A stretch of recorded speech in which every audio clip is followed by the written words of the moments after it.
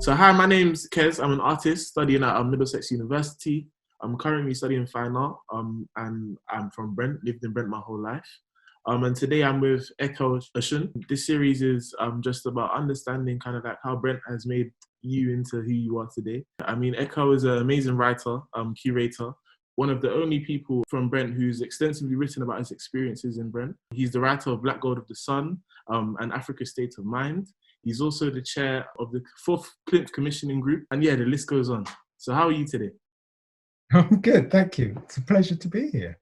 Yeah, I think the first question I wanted to ask you is, what was your experiences coming to England for the first time? No, I was born in London. I was born in Wembley, in fact. But we went back to Ghana, I think when I was about 2. Okay. And I was in Ghana for about 3 odd years, came back to London when I was 5, and have lived here ever since. So I definitely have a sense of coming to Britain, in as much as I can't really remember very much of that first period. And I have a sense of coming to Britain in the 1970s, as that time was. And man, I tell you what, to this day, I struggle with the strangeness of being in Britain. So I think, we came to Britain in the 70s, my family's from Ghana, came to Britain in the 70s. And initially we were living in Mill Hill. It was where I spent my kind of early childhood. Then we moved to Kingsbury in northwest London and Brent, which is kind of where I grew up. But basically, look, 70s Britain's a very, very strange place. In as much that in my recollection of it, the entire country really is obsessed with race in a number of different ways, or more to the point, obsessed with an idea of people of colour as dangerous and other and alien and troubled, to the extent that to me it felt like it's very, very hard to move through just to move as a child without being reminded of race, without being reminded of the way that we were supposed to be. Everything you turn on TV, sitcoms, sports, politics, stuff across, newspapers, everything was like that.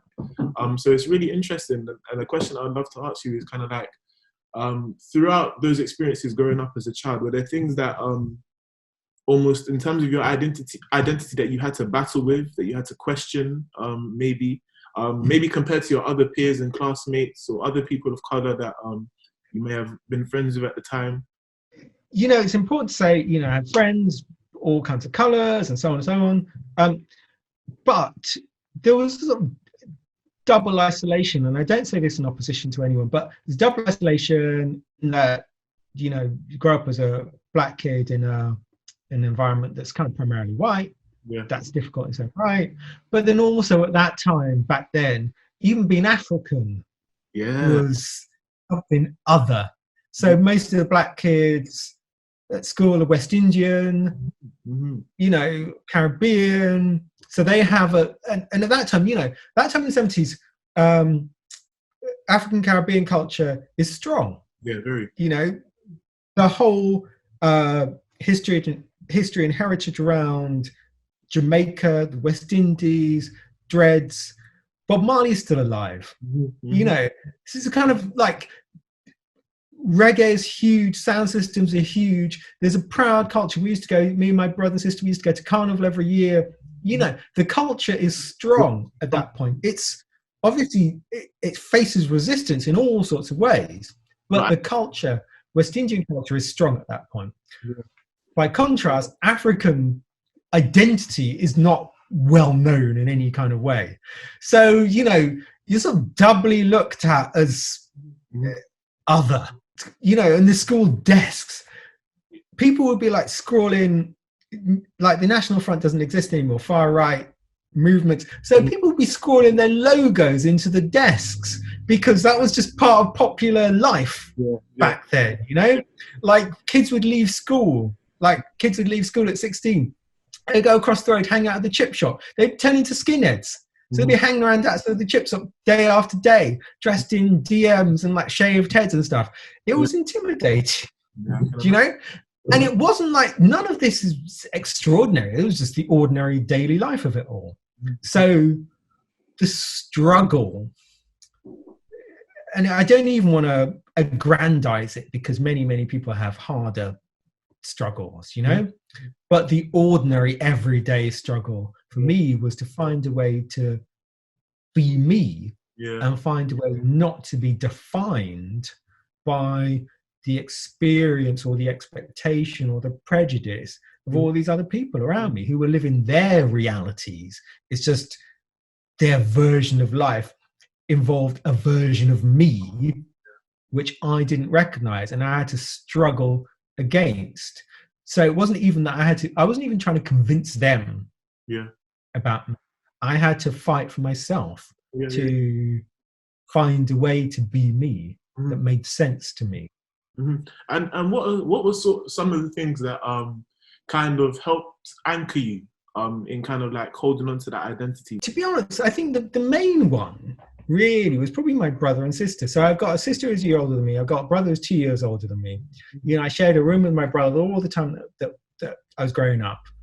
And basically, I think between the three of us, we were able to find a way to deal with stuff, which basically just meant being into stuff. You know, every kid's into stuff.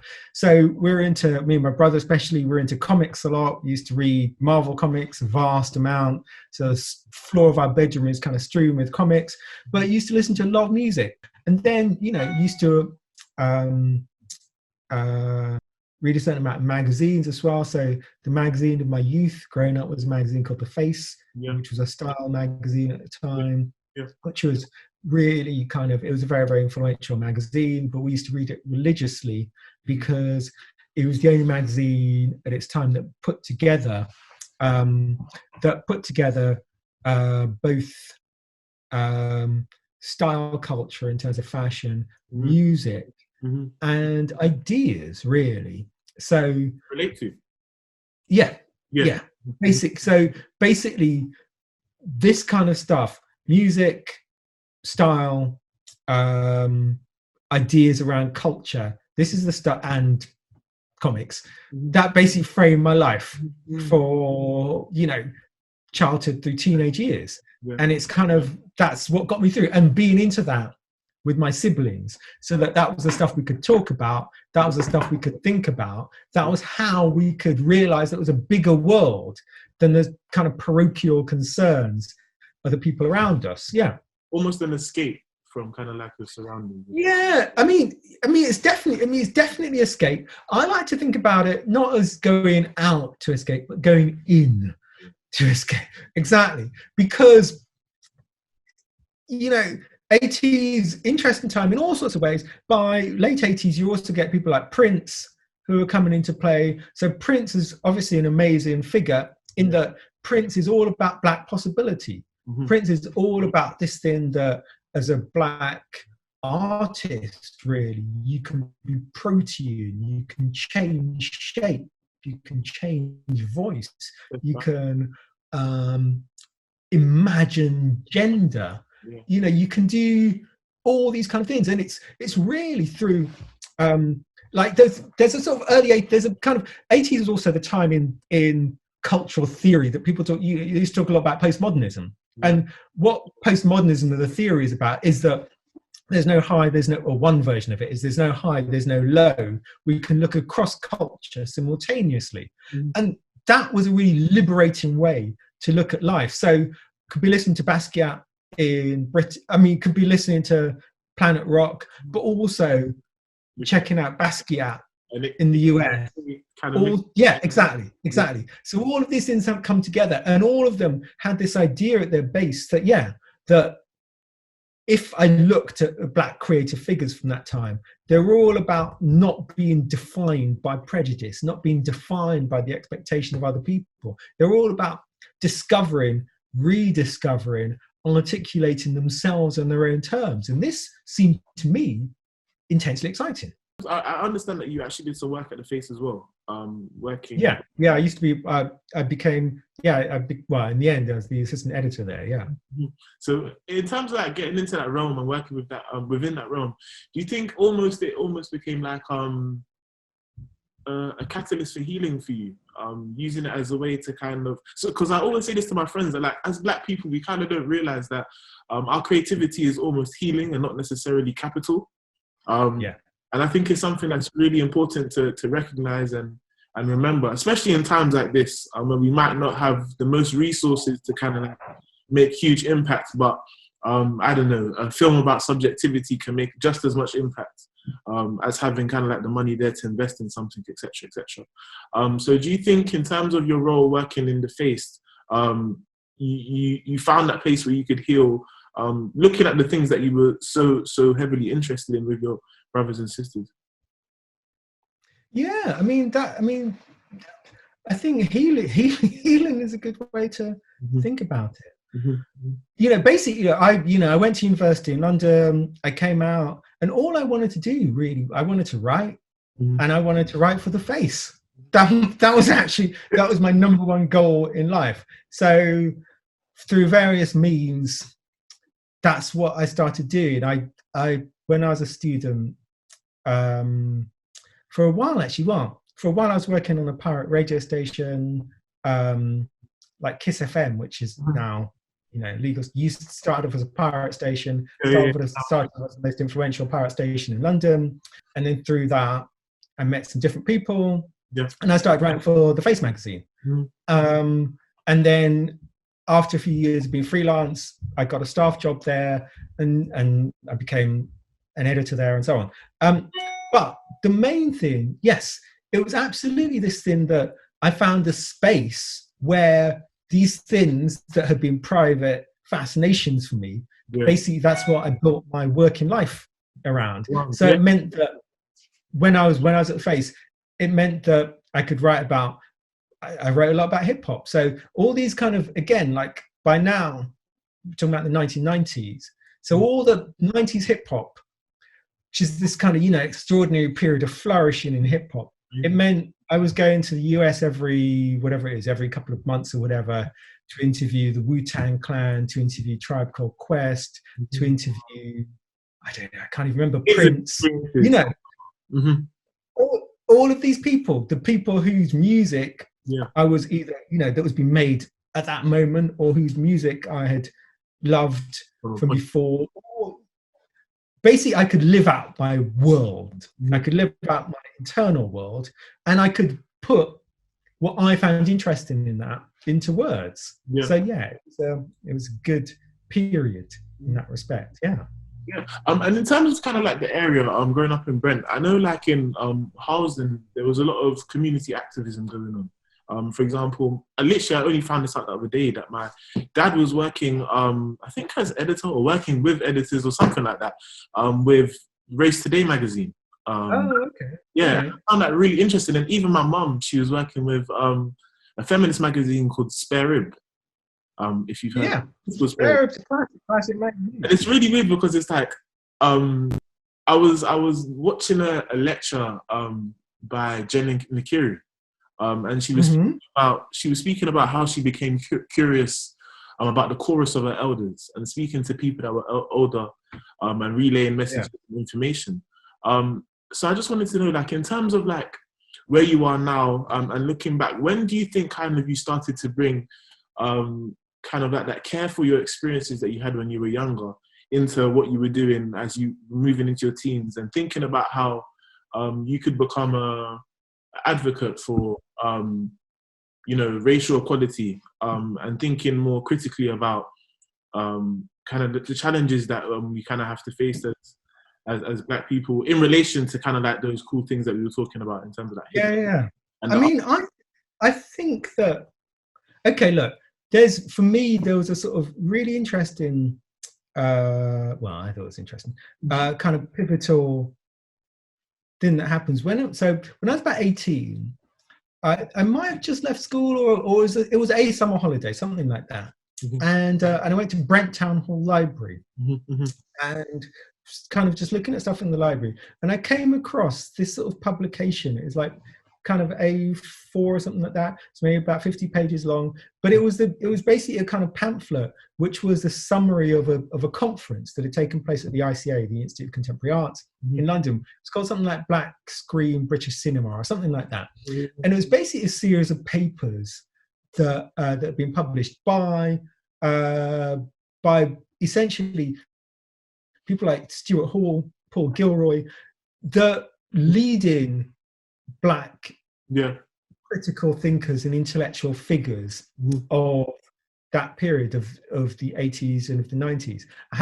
I didn't know about them before, but I started reading about what they're writing, and they're writing about cinema, but they're writing about Black culture and identity, and it genuinely blew my mind because it seemed to sum up everything I'd experienced before and put that in the context of both of a much longer historical analysis, but also an analysis of culture and identity with a kind of level of depth and insight and critical rigor that I'd never experienced.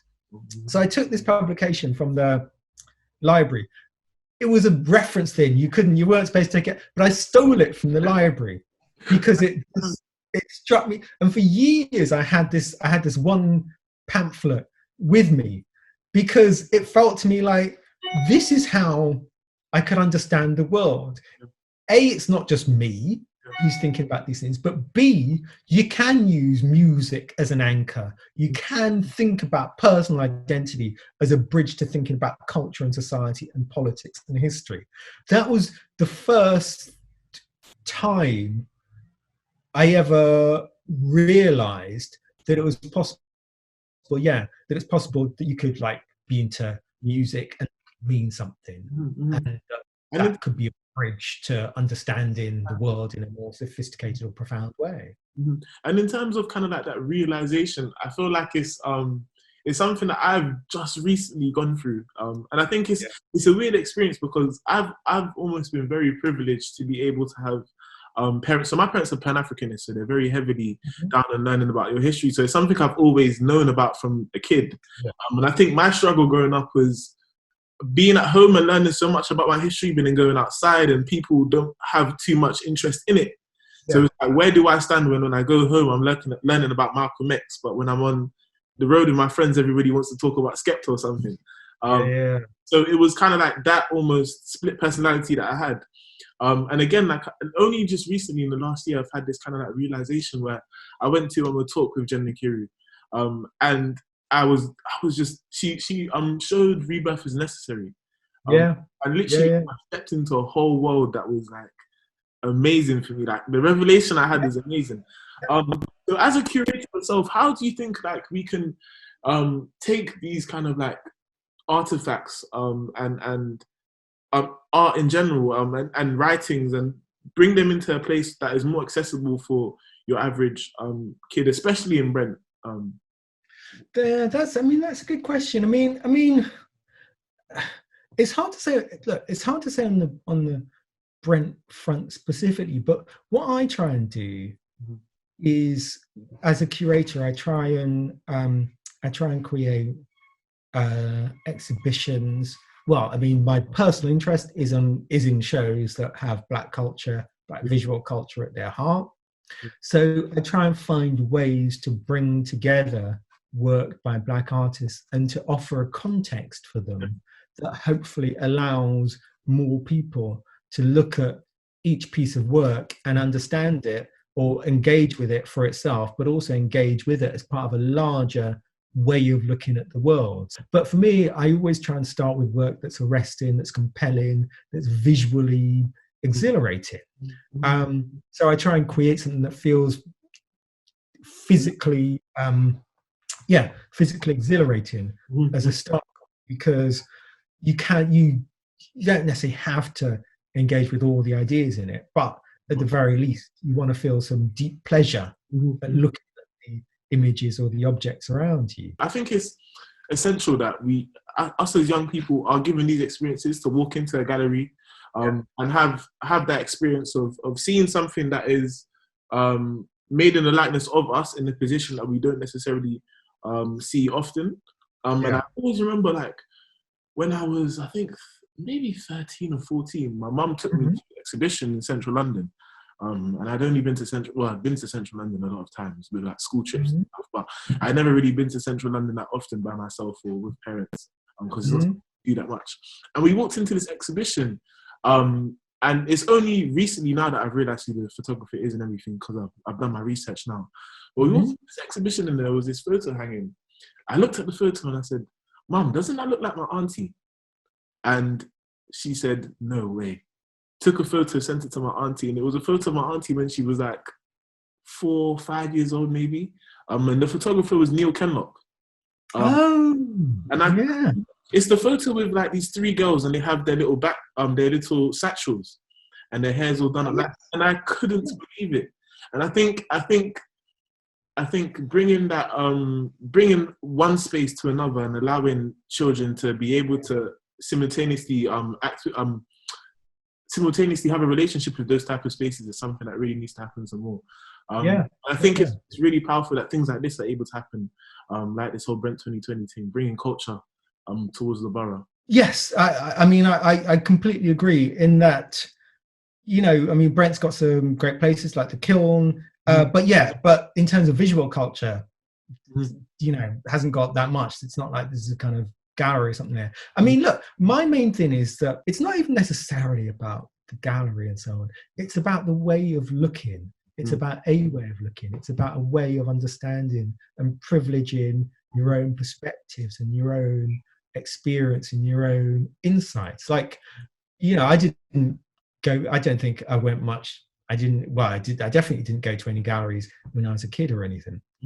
But like I said, I was into certain things. I was into reading, you know, comics and science fiction or whatever. And I took that stuff seriously as only right. And I think that one of the things that we can do as Black people is honor the things that we're into. You know, is honor the music and the culture and the communication and the language we have, and recognize that as valuable, recognize that as another element of our endless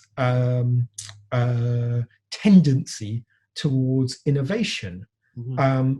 You know, the greatest sustaining thing about Black culture is that it always comes up with something new. You know, there's always something new, you know, and I think the least we can do is honor that, is not dismiss that, even if that means coming back to stuff from years ago. Like you talk about your parents being Pan-Africanists. You know, Pan-Africanism as a philosophy dates back to the post-war period, been around for a long time, but we can still hold on to aspects of that. And you can still see aspects of that come through in Jenny Currie's film. You know, she can engage with that as something that can sustain us right now. And that's about us treasuring what we can do, what we continue to do. And for me, that's the big sustaining thing. That's what keeps me alive. Like I can, whatever it is, I can listen to something, I can read something, and I can understand that someone has got a way of seeing that feels extraordinary. Yeah, 100%. I think for me as well, it's like I had this battle where I thought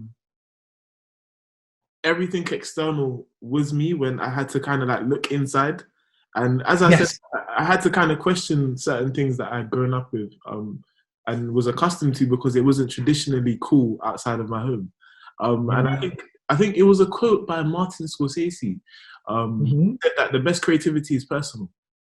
When I heard that, I said to myself, like, it's really about living your own truth.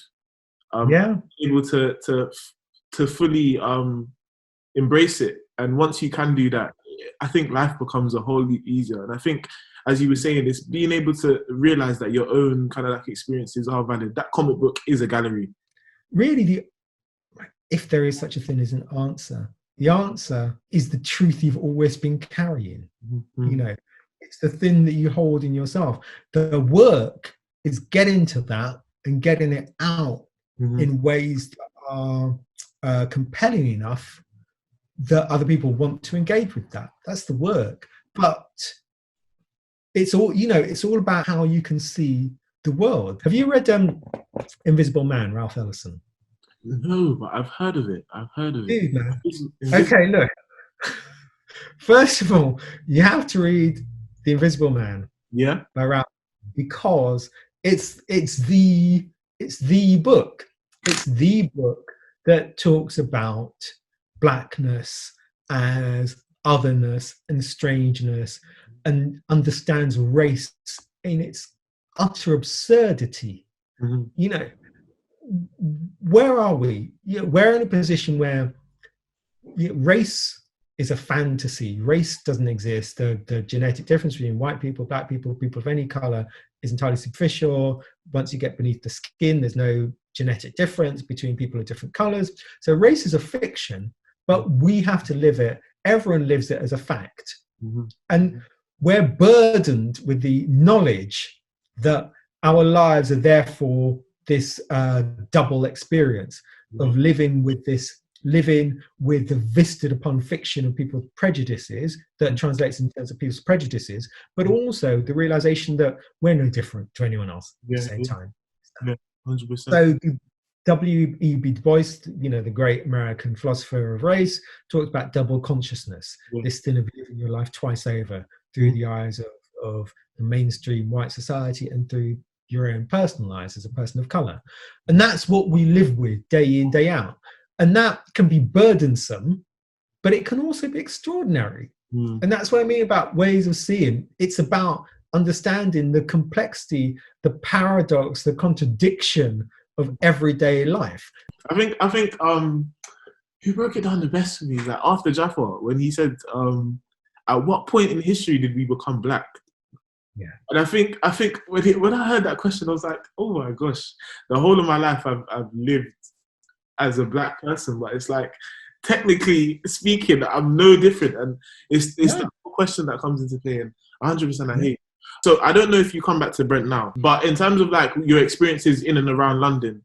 Yeah, well, I mean, look, I think the main thing is that, like, growing up with someone like Brent's kind of an amazing place in its own way, in as much in that it's intensely multicultural.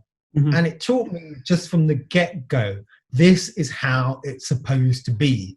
This is how it is. That Britain isn't owned by any single set of people.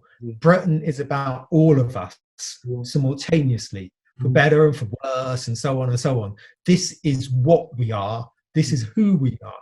And that's what I learned living in Brent, because there is still everyone there. Yeah. And for me, there's a moral basis to that as much as anything else, because that's the point of resistance against an idea of racial hierarchy in society. Like living in Brent, there isn't this thing where, it didn't feel like there's a racial hierarchy. It doesn't mean Brent is a utopia, but it also means, exactly. But it meant that things felt more open than maybe if I'd lived somewhere else. I don't know, in some small town somewhere. And I'm eternally grateful for that. 100%. I definitely count my blessings for that, 100%. And it's weird because it's like, I think it's still kind of like feels the same today. And I'm interested to see how things pan out in the future as well, especially with kind of like this whole celebration of Brent being Borough of Culture for the year. And I think, literally, I think the last question I'm going to ask you is, I was looking at the concept of Sankofa. I'm sure you're aware of Sankofa. And kind of like, to move forward, you kind of have to look at the past. And I was going to ask, this is kind of like a very broad and wide concept question, if you like. But do you think about the past, present, or future? Look, obviously, I'm going to say all of the above. Just, in that, I don't know about you, but I'm not exaggerating when I say there are very few days when I don't think about the last 400 years of abduction, enslavement, humiliation, really, that Black people have experienced since being abducted into the New World. There are very few times when I don't think about that. I think about that because, and to some extent, that forms my own moral core in terms of having an awareness of that history, but also that then, I think, for me anyway, lends an impetus to what I do or how I look at things. I kind of feel that there is, I think where we live in amazing times right now in terms of the art or the music or whatever, or the other kind of areas of culture that are being produced by all sorts of people of color all across the African diaspora. I tend to think I'm in a hurry personally, because all the time I see new things happening. Whatever it is, I'm writing a book right now, I'm curating a few different exhibitions right now. I'm in a hurry to just get out some of the things that are inside my own head. But I'm in a hurry also because I'm excited by just the kinds of extraordinary work. You talk about Arthur Jaffa or Jenny Nkuru, or any given artist that we could name, or any given musician that we could name. Just kind of extraordinary work taking place all the time. And for me, all of this is built on this shared legacy that we have. The shared, how do we live with, how do we deal with the shared history of pain? How do we deal with a history of mourning? We don't forget it, but we also acknowledge that we can liberate ourselves. And one of the ways we liberate ourselves, I think, is by finding our voice, by articulating our hopes, dreams, desires, all of these things, by putting those into words, by putting those into letters, by putting those into songs. Like I was saying before, I was sustained as a child by just reading and looking at stuff. That still remains the case to this day. And that's why it's a pleasure to talk to you when I hear you talk about, some of your experiences or some of the things that you find inspiring or enable you to reflect a bit more, because I feel like that's what we do. We look at these things, we hold on to these things, then we re-articulate these things, and we find new ways to be ourselves. And I think like it's a weird balance between kind of like respecting the individual, but being able to see us all as a collective. That's never a thing about saying, we don't stop being individuals by acknowledging the things we have in common. All we're doing is asserting our empathy for each other. That's all. A mutual respect for each other. We don't have to then say, oh, but you can't do this because that's not like me. All we do is say, look, I want you to be you. We want all of us to shine in one way or another, because it's very exciting. And I think that's what this year is probably, has probably taught the world the most. I think being able to experience kind of like this whole coronavirus as a collective and still not being able to be in control of it all. I think it's made me realize that we're almost just as powerless as each other. And in that, it's kind of like a piece that you have to be very content with. Like you said, look, the coronavirus thing has been extraordinary, because when it started and people start hoarding stuff, it felt like things were going to get ugly. But in fact, they went the opposite way. They went to a place where people connected on quite a human level. And I think that's why more people, the mainstream, have been able to finally empathize with Black Lives Matter, finally empathize with the fact that that Black people have an experience of the world that they don't share. They can finally start to see that, because we spent the last few months looking through each other's eyes, looking out for each other in one way or another way. And it turns out you can, if you're not of color, you can extend that to people of color. And it's not an insurmountable gap. In its own ways, it's a powerful period right now, I think. Thank you so much for your time. I appreciate it. It's been a pleasure, Kes. It's been a pleasure talking to you. It's been a real pleasure. Big up Brent, man. Big up Brent. Trust me.